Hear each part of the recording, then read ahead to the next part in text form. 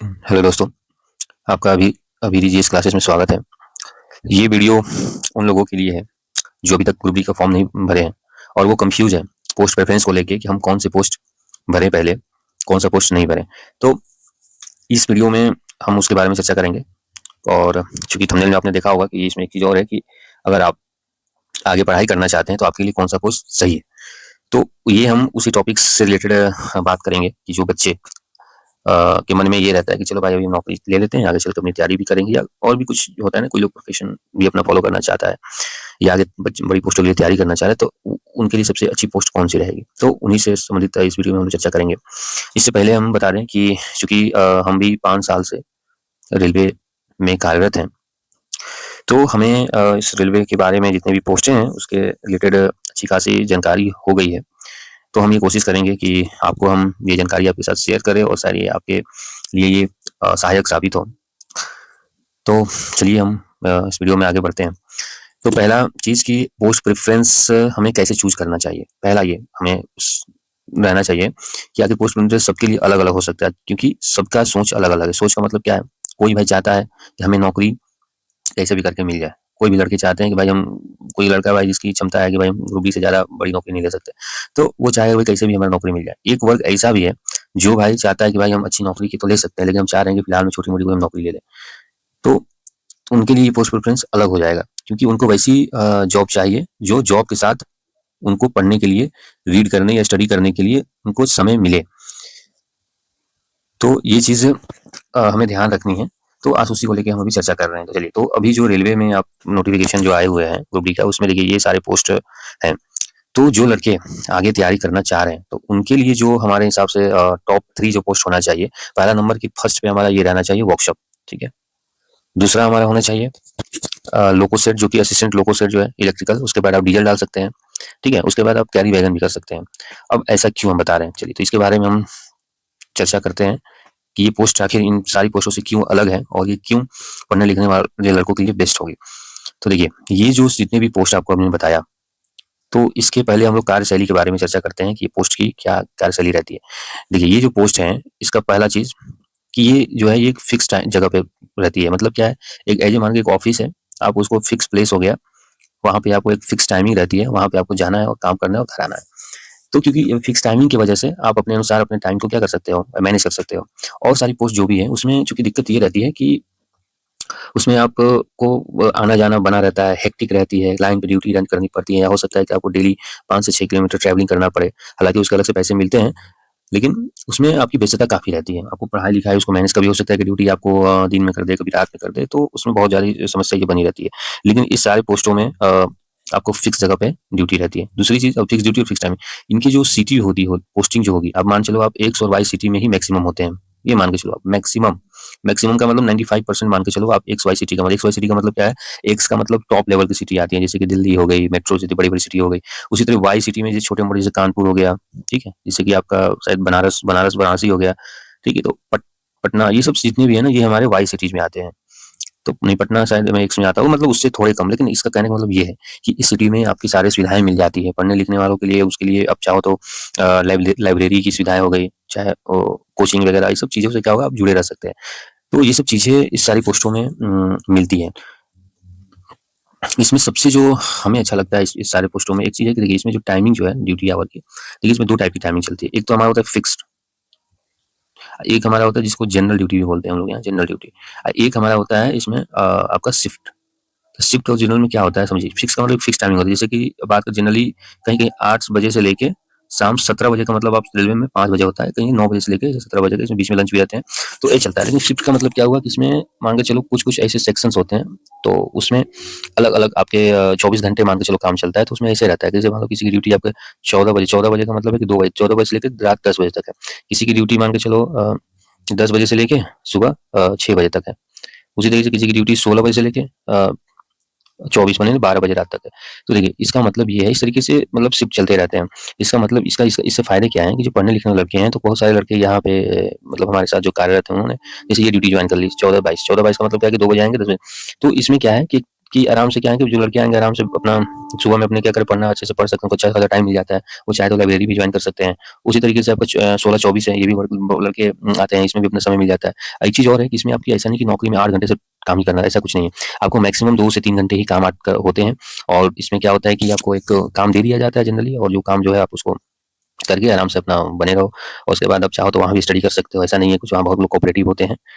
तो ये सब बहुत ही इसमें बेनिफिट्स है। आप चाहो तो आराम से इसमें पढ़ने के लिए आप पढ़ने बस आपके ऊपर कितना आप समय निकाल सकते हो, कितना कॉन्संट्रेट कर सकते हो। नौकरी को लेके आपको कोई ऐसी परेशानी नहीं मिलेगी। तो इस मामले में बहुत ही बेस्ट जॉब है, जो लड़के आगे तैयारी करना चाह रहे हैं।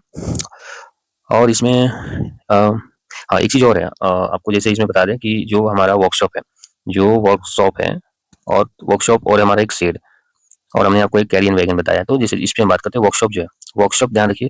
और शेड वर्कशॉप हमने 1 नंबर क्यों रखा? क्योंकि इसमें एक चीज़ और है, वर्कशॉप में इंसेंटिव मिलते हैं। इंसेंटिव का मतलब क्या है कि इंसेंटिव का मतलब ये हुआ कि इसमें ये चूँकि प्रोडक्शन यूनिट होते हैं, इसमें अलग-अलग शेड्यूल जैसे पीओएच वगैरह होते हैं। तो यहाँ पे क्या होता है ना कि आपको ओवर टाइम से एक्स्ट्रा पैसा मिलता है, एक्स्ट्रा मनी मिलती है आपको। एक्स्ट्रा इनकम का मतलब ये हुआ कि जैसे आपको टारगेट रहता है कि आपको मान के चलो 1 महीने में 20 चक्के बनाने हैं, ऐसा आप समझो एग्जांपल में। तो मान के चलो आप 1 महीने में 40 चक्के बनाए, जो 10 चक्के एक्स्ट्रा बनाए हो ना, तो आपको उसके पैसे मिलते हैं, ठीक है? इस तरीके का है। तो मान के चलो जनरली जो शेड वगैरह में उनसे आपके इन केस आपको 5,000 6,000 एक्स्ट्रा मिलते हैं पैसे। और दूसरी चीज़, ये जो शेड वर्कशॉप में एक चीज़ और बेनिफिट्स में इनके जो प्रमोशन है और आगे हम चलते हैं। इनमें जो प्रमोशन है वो भी अच्छे खासे प्रमोशन होते हैं। मतलब आप समझोगे कि प्रमोशन में क्या होता है कि इसका रूल, रेलवे के रूल है कि मिनिमम 2 ईयर एक पोस्ट पे रहने के बाद आप प्रमोशन के लिए एलिजिबल हो जाते हो। तो इसमें क्या है कि आप ग्रुप डी में मान के चलो और इनकेस जैसे 2 साल तो कम से कम रहना चाहिए और आगे सीट भी खाली रहनी चाहिए। अगर सीट खाली है तो 2 साल के बाद आपको प्रमोट करके आप आगे बढ़ा देगा। ग्रुप डी के बाद आपको टेक्नीशियन बनाया जाता है। उसके बाद टेक्नीशियन 2 बनिएगा, फिर टेक्नीशियन 1 बनिएगा, फिर आप एमसीएम बनते हैं। ऐसे तक जो कि 4200 गेट पे का, ये 2800 का रहता है, ये 2400 का रहता है, ये 1900 का रहता है। तो ग्रुप डी में जो हमारे जो पिछले जो लड़के आए हैं, आपके पिछले वाले बैच के जो भी लड़के आए हैं ग्रुप में, वो समझिए कि 2 साल कंप्लीट होने के बाद वो टेक्नीशियन भी थर्ड बन गए। फिर उनके बाद 2 साल बाद वो क्या हो गए, टेक्नीशियन सेकंड हो गए हैं, यानी 2400 पे पहुंच गए। तो ये बहुत ही अच्छी, मतलब प्रमोशन के मामले में इससे फास्ट आपको कहीं प्रमोशन नहीं मिलेगा। पूरी इंडिया की बात करें, चाहे कोई भी जॉब, चाहे एसएससी हो, चाहे कोई भी चाहे बैंक हो, क्योंकि हमारे जो भी फ्रेंड हैं उनसे बात होती रहती है। वो भी बहुत सारे फ्रेंड हमारे एसएससी एसएस सिलेक्टेड होकर अलग अलग डिपार्टमेंट में, वो लोग बताते हैं कि हमारे प्रमोशन कम से कम तो 5 साल और 6 साल लग जाते हैं। लेकिन नहीं, रेलवे में ऐसा नहीं है, आपको 2 साल के बाद आपको प्रमोशन के लिए एलिजिबल हो जाते हैं। तो ये बहुत ही एक अच्छी यहाँ पे प्लस पॉइंट रहती है, ठीक है? तो ये एक अच्छा पॉइंट है। और दूसरी चीज, अब इसकी बात करें कार्य क्या रहता है यहाँ पे, ठीक है? तो आप पिक्चरों में देख पा रहे होंगे कि जो पिक्चर में जिस तरीके से ये टोपी वोपी लगाए पड़े हैं लोग, सभी लोग ट्रेन वगैरह। देखिए इसमें होता क्या है, जैसे आप वर्कशॉप में बता दें तो इसमें क्या है, यहाँ पे 2 तरह की चीज होती है। यहाँ पे एक प्रोडक्शन होता है और एक पीओएच और अलग-अलग। पीओएच का मतलब आपको मेजर समझिए कि एक तरह का ये मेंटेनेंस ही है, लेकिन बहुत ही जैसे रेलवे के इंजन जो होते हैं इसमें अलग-अलग शेड्यूल होते हैं। एक शेड्यूल में किसी 18 महीने पे होता है, 18 महीने पे सर्विसिंग की जाती है, मतलब उसको मेंटेनेंस किया जाता है। उसी तरह से पीओएच हमारा 12 साल पे होता है। तो 12 साल में क्या होता है, बहुत सारे सीधे कंपोनेंट जो लगे उसको चेंज कर दिया जाता है। जैसे कि मान के चलो चक्के एकदम से खराब हो गए हैं, वो बदलना पड़ेगा, ठीक है? तो इससे बहुत सारे जो भी चीज़ इसके अंदर कंपोनेंट लगे रहते हैं वो बदलना पड़ता है। तो इसमें ये होता है, ठीक है? प्रोडक्शन का मतलब उसमें कुछ चीज़ नए-नए बन रहे हैं, जैसे मान के चलो चक्के बन रहे हैं, कोई पार्ट्स बन रहे हैं, रेल के इंजन के जो भी, मतलब इंजन से रिलेटेड ही काम रहता है। अब शेड की बात करें तो शेड में सिर्फ क्या होता है, मेंटेनेंस होता है। मेंटेनेंस का मतलब ये हुआ कि इसमें आपको जैसे जैसे आप बाइक की बात करें, बाइक में आप सर्विसिंग करने जाते हैं तो सर्विसिंग में हर एक का शेड्यूल होता है ना कि 6 महीने पे इतना किलोमीटर चलने के बाद इतना किलोमीटर सर्विसिंग करवाना पड़ता है। उसी तरीके से जो हमारे लोकोमोटिव होते हैं ना, इसकी भी शेड्यूल बनाई गई है कि उसमें इतने में जैसे कि आपका आईए होता है, आईबी होता है, आईसी होता है, इस तरीके से टीएमएच होता है। तो इस तरीके से पूरी शेड्यूल बनाया गया है कि कब-कब हमारे, तो यहाँ पे एक तरह का मेंटेनेंस होता है। मेंटेनेंस का मतलब पूरा उसका देखना, कोई चीज़ गड़बड़ हो तो उसको चेंज करना। जी, मतलब ये माइनर यहाँ पे होता है, ठीक है?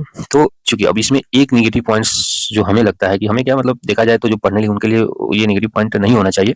लेकिन इसमें एक चीज़ है कि काम जो है, देखिए इस टाइप की, जैसे ये भाई लोग हैं, ये मोटर उठा रहे हैं, ये मोटर है, ये हमारा क्रेन है, ठीक है? ये हमारा क्रेन है, क्रेन से उठाया जा रहा है, यानी हाथ से नहीं उठाना पड़ता है, मशीन लगी उससे उठाया जा रहा है। तो यहाँ पे एक चीज़ है कि कपड़े जो है ना आपके, ये नहीं कि आप आएँगे तो भाई थोड़ा-सा आपको कपड़े गंदे तो होते हैं, क्योंकि ये काम आपको इंजन में करना है, तो वहाँ थोड़े धूल भी लगे रहेंगे। फिर से ये मोबिल वगैरह भी हो सकता है काले थोड़े से धब्बे लग जाएँ, ये सब चीज़ें थोड़ा बहुत है, ठीक है? क्योंकि देखिए अब एक चीज़ और बता लीजिए, आप रेलवे के टेक्निकल डिपार्टमेंट वगैरह आ रहे हो, तो ये आप माइंडसेट हो कि आप ये बाबू बनने नहीं आ रहे हो, क्योंकि यहाँ पे वो कलम नहीं चलानी है। टेक्निकल से हो, तो टेक्निकल का मतलब ये होता है कि भैया आपको लोहे लक्कड़ से ही डील करना है, मतलब काम वही करना है उसी टाइप से। तो ये है, क्योंकि लेकिन जिनको पढ़ना है भाई, इनको माइंड सेटअप है कि आगे चल के हमको नौकरी, दूसरी तैयारी करनी, दूसरी नौकरी लेनी है, तो उनके लिए बहुत बड़ी इशू नहीं है। अरे 2-3 घंटे की काम रहती है, अपना करो, निकलो, अपना पढ़ाई-लिखाई जो भी करना है करो। तो ये बहुत बड़ा इशू नहीं है, ठीक है? क्योंकि उनको समय हम पढ़ने लिखने वाले बच्चों के लिए चाहिए, उनको अच्छा खासा समय बस मिल जाए पढ़ने के लिए। तो ये चीज़ें हैं, तो इसके लिए बहुत बड़ा वो इशू नहीं है, मानते हैं। तो ये इस तरीके से ये पोस्ट जो है आपके लिए बहुत ही बेस्ट रहेगा, जो लड़के आगे तैयारी करना चाह रहे हैं, ठीक है?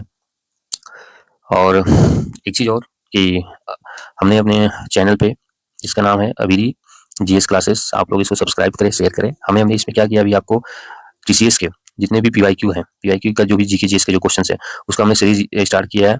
हमारी कोशिश है कि सारे टॉपिक्स चैप्टर वाइज जितने भी पीवाईक्यू हैं, चाहे वो एसएससी के हों, चूंकि एसएससी का भी टीसीएस लेता है और आपके आरआरबी रेलवे का भी वही लेता है, इन दोनों के क्वेश्चंस को, और भी जो इंपॉर्टेंट क्वेश्चन है जैसे एनसीईआरटी वगैरह के, सारे को हम लोग शॉर्ट्स के माध्यम से डिस्कस करेंगे। और इसको हम लोग हँसते-खेलते कोशिश करेंगे कि आप चलते-फिरते जीके को पढ़ो। पीवाईक्यू के लिए आपको इधर कहीं भटकने की ज़रूरत ना पड़े, चूँकि देखिए ग्रुप डी हो चाहे कोई भी एग्ज़ाम हो, उसमें पीवाईक्यू का बहुत बड़ा रोल रहता है। मान के चलो आपने 20 या ट 20 तो नहीं, लेकिन मान के चलो आपको 40% जो क्वेश्चन होंगे ना, आपके पीवाईक्यू से रिलेटेड होते हैं। ये तो करना ही करना चाहिए हर एक बच्चों को, ठीक है? उससे रिलेटेड ही क्वेश्चन आएँगे, एक समझ डेवलप होती है कि चलो इस टाइप के क्वेश्चन पूछे जाते हैं। तो हमें तैयारी भी इसी के इर्द-गिर्द करनी है, ठीक है? तो आप लोग इस चीज़ को देखिए, और भी कुछ इसमें अगर इम्प्रूवमेंट हमें करना चाहे तो ज़रूर हम करेंगे, आप कमेंट्स करिएगा। और भी जो भी आपको पोस्टों के बारे में पूछनी हो तो आप कमेंट्स करिए, उस पे हम वीडियो ज़रूर बनाएँगे। और बहुत सारे हैं, आप लोग कहेंगे तो आगे चल के हम, जो हमारे यहाँ कार्यरत बहुत सारे लड़के हैं, जो अलग डिपार्टमेंट से पीवे हो गया, ट्रैकमैन हो गया, साइड में तो हैं ही बहुत लड़के, तो बातचीत करवा देंगे उनसे, जो भी प्रोफाइल वगैरह हो वो भी लेके आएँगे, उनसे बातचीत करके जो भी डाउट हो आप लोग पूछ सकते हैं। तो ठीक है, आप कमेंट करिए जो भी दिक्कत हो इससे रिलेटेड आपसे, तो हम उसको रिज़ॉल्व करने की कोशिश करेंगे। ओके, जय हिंद।